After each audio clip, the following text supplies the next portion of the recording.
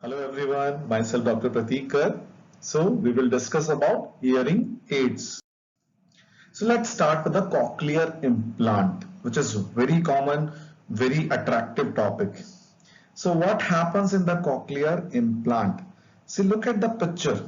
So this is cochlear implant is having one is the external unit. As you can see here, this is my external unit, which is usually having one microphone, one transmitter and one speech processor. See what happened whenever a sound energy is perceived by this external ear. So this microphone will perceive the sound energy, then speech processor will process the sound energy, and this transmitter will transfer this sound energy into the receiver, or what we call is stimulator. So it is usually internal part which is being addressed or being fixed below the skin or beneath the skin, or we can say scalp. So what happens, this external unit will receive the sound energy, will process it and then transmit it to the receiver or stimulator, through which the electrodes are connected and they are being inserted into the round window. Basically they are stimulating directly the auditory nerve, or we can say nerve fiber of 8th cranial nerve, which is the nerve for the hearing. So in cochlear implant, what we do is we are delivering the sound signal or the sound energy directly into the auditory nerve, and thus the sound will directly stimulate the auditory nerve. So when this cochlear implant is useful, so this is basically used in the children's where there is very severe or profound hearing loss because of the decreased function of the cochlea or decreased function of the organ of Kotai, which is also known as a hearing sense organ. So look at the next slide. This cochlear implant will restore the hearing in the patient with severe hearing loss who are no longer being helped by the hearing aids. So now one question arises. Is the cochlear implant only useful for the babies who are deaf? The answer is no. Cochlear implant can also be used in the adult or the elderly patients where hearing aids can't give the proper benefit because the cochlear function is so decreased or damaged that hearing aids are no further helpful. So in that patient also cochlear implant is very useful.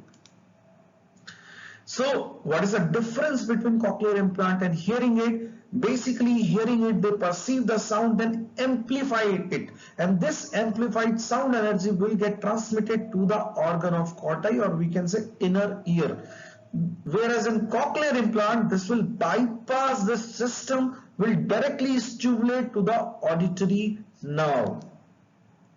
So what happens in cochlear implant? They use as a sound processor that fits behind the ear. Then this processor will capture the sound signal. Then they will transmit them to the receiver, and this receiver by means of electrode will transfer this sound energy into the cochlea, stimulating the cochlear nerve. So and this cochlear nerve once get the sound energy, then direct this energy to the brain, and this patient can perceive the sounds properly.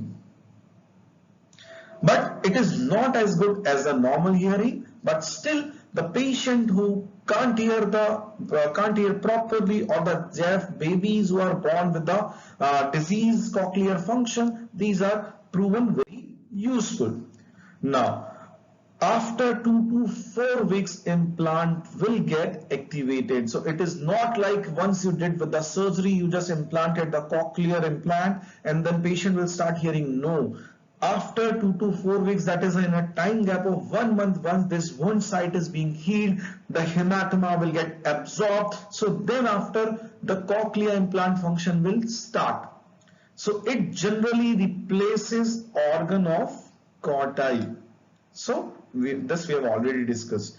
It it is useful whenever this organ of cotti function is decreased or cochlear function is compromised. But to function, proper functioning of cochlear implant, the 8th cranial nerve should be properly functioning, because it is only bypassing organ of cotti, not the 8th cranial nerve. So suppose if there is any cochlear aplasia, absence of cochlea, we have learned about the cochlear deformity like Mondini's aplasia, Michel aplasia, Seidman's aplasia, other function, where the cochlea is deformed. So in that case also, cochlear implant will be not very useful or helpful. Suppose the patient is diseased with the acoustic neuroma, that is a tumor of the 8th cranial nerve. Again, this cochlear implant will not be helpful because it needs the functioning 8th cranial nerve. Now, what are the prerequisites? So, firstly, the baby age should be more than 1 year. The ideal time for the cochlear implant surgery in the deaf baby is between 1 to 3 years of age. Has been asked in the previous exam. So, 1 to 3 years of age group is the ideal time for deaf babies. After 7 years, there is no use of cochlear implant, because if patient can't hear, so speech center will not get developed, and this speech center development occurs mainly in the first 5 years, or we can say first 7 years. So after 7 years, if a deaf baby, we are doing the surgery and implanting the cochlear implant, so patient can hear, but the speech center will not get developed, so patient will not get any benefit. Then what are the other prerequisites? Speech discrimination score should be 30 to 50%. And other is if the patient is not having benefit for the hearing aid. Now tell me, answer me one question. Suppose which is the ideal candidate of the cochlear implant? The baby who is born with the cochlear organ of cotti dysfunction, or the disease organ of cotti where the cochlea is not functioning, or an adult male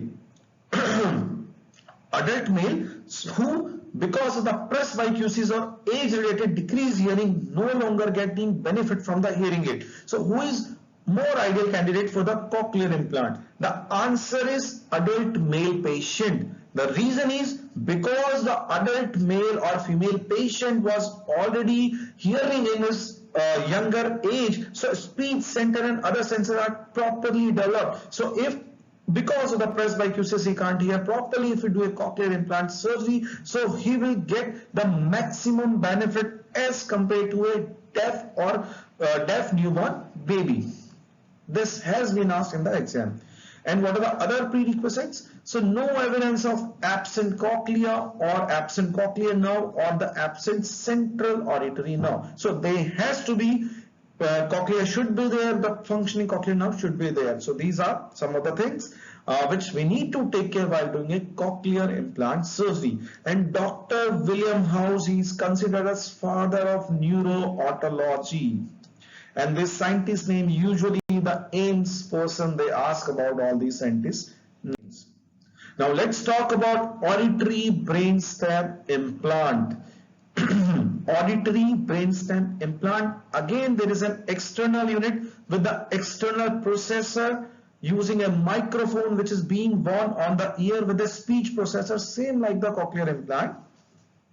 So this is the external unit with the microphone which perceives the sound energy, then speech processor will again process this energy, and by means of a transmitter the energy will be transmitted to a receiver. Again, this receiver is implanted beneath the skin, that is inside the skin. So this receiver again will pick up that energy from the transmitter.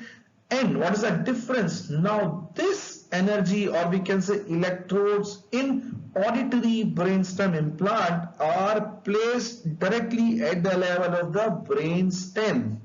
You can see in the picture, so these electrodes are going into the brainstem. So thus they are bypassing the cochlea, they are bypassing the auditory nerve. This is my auditory nerve, so, and this is my cochlea. So auditory brainstem implant, they are bypassing the cochlea and bypassing the auditory nerve. So where these are useful? See, if the patient is having any cochlear pathology, that is absent cochlea, like in Mondini's aplasia, Sheevy's aplasia, or other pathologies, if there is a tumor of auditory nerve, that is acoustic neuroma, if there is congenital absence of the auditory nerve, so all these pathology, what we can go for is auditory brainstem implant, where the implant electrodes are directly stimulating at the level of brain stem. I hope you got it. So it stimulates cochlear nucleus directly, so it bypasses the 8th cranial nerve. So auditory midbrain implant, the implant is placed directly over the inferior colliculus of the midbrain. Now, how it is different from the cochlear implant? We know in cochlear implant, the electrodes are being inserted into the round window and they are stimulating the 8th cranial nerve. Whereas in brainstem implant, the implants are stimulating directly the brainstem, so they are bypassing the cochlea and the auditory nerve. See, and which is a more complex surgery? Obviously, this auditory brainstem implant, it sounds very good, but it is very complex, very complicated surgery, as you have to proceed or work at the level of the brain stem. Cochlear implant is basically an inner ear surgery, whereas the brain stem implant is purely an brain surgery and is very, very complicated surgery. So basically it is used in non-functioning auditory nerve, or the aplasia of the cochlea, or hypoplasia of the auditory nerve. It may also benefit the deaf person with an abnormally shaped inner ear or abnormally shaped cochlea, cochlear hypoplasia, cochlear aplasia. I've already told you. Even in cochlear otosclerosis, where cochlear function is totally impaired, so in that case we also think of brainstem implants. And cochlear ossification, these are some of the pathologies. And suppose a patient is having injured or fractured auditory nerve by means of any road traffic accident, when there is a temporal fracture occurs leading to damage of 8th cranial nerve, then also we can think of brainstem implant. And again, the patient where there is severe deafness, who are no longer getting benefits from the hearing aid, in that patient also we can think of brainstem implants. Now, the third type of hearing aid is BAHA, that is bone anchored hearing aid. So what is bone anchored hearing aid? Look at the picture. Again, there is a speech processor, there is an abutment, and there is a BAHA screw. And what happens is, this bone anchored hearing aid is generally anchored to the bone, to the cranial cavity, to the scalp bone or the cranium bone. So this again, the mechanism may be similar, where we get this microphone with a speech processor who will process the sound energy received by means of the microphone. And this, what is BAHA? How is BAHA different? This bone anchored hearing aid is basically stimulating the bone conduction. It is not going for the conductive hearing, it is directly stimulating the directly using the bone conduction mechanism of the sound. So basically it is used in atresia of external auditory canal, where the external auditory canal is very small or atretic. If there is microtia, so you can't use the hearing aid like the behind the ear or into the canal because of the deformity of the pinna. If there is modified radical mastectomy being done in a patient of severe or extensive cholesteatoma, so in that case we want the patient hearing to be good, so we can go for the bone anchored hearing aid, which will directly stimulate the cochlea by means of bone conduction. It generally vibrates the skull bone, travel directly to the cochlear nerve, or we can say cochlea. Now there are simple hearing aid, the most common type of hearing aid which we can see in our day-to-day life. So this is a diagram of the hearing aid. Again, this is having multiple parts, like the inferior one is the battery, then comes the amplifier. See, these hearing aid, they work on the principle of amplification of the sound energy. What they do, by the means of the microphone, they perceive the sound energy. Then by means of amplifier, they amplify the sound energy to a magnitude where the patient can hear. above the hearing threshold of the patient. This will amplify the sound energy, and then this amplified sound energy will be transmitted to the ear. There are multiple type of hearing aid, like completely in the canal. The previous diagram was behind the ear, which we put behind the ear over the pinna. So there are other like completely in the canal, which are totally inserted into the external auditory canal. Then there comes the in the canal, where some part is visible outside. Then there comes the half shells. These are generally used in mild to moderate hearing losses, not very severe or profound type of hearing loss.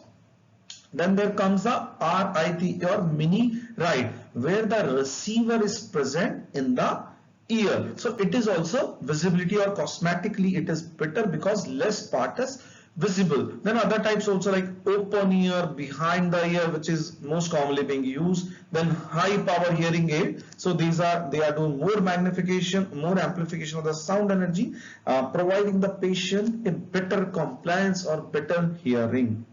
So I hope you got an idea about the hearing aid.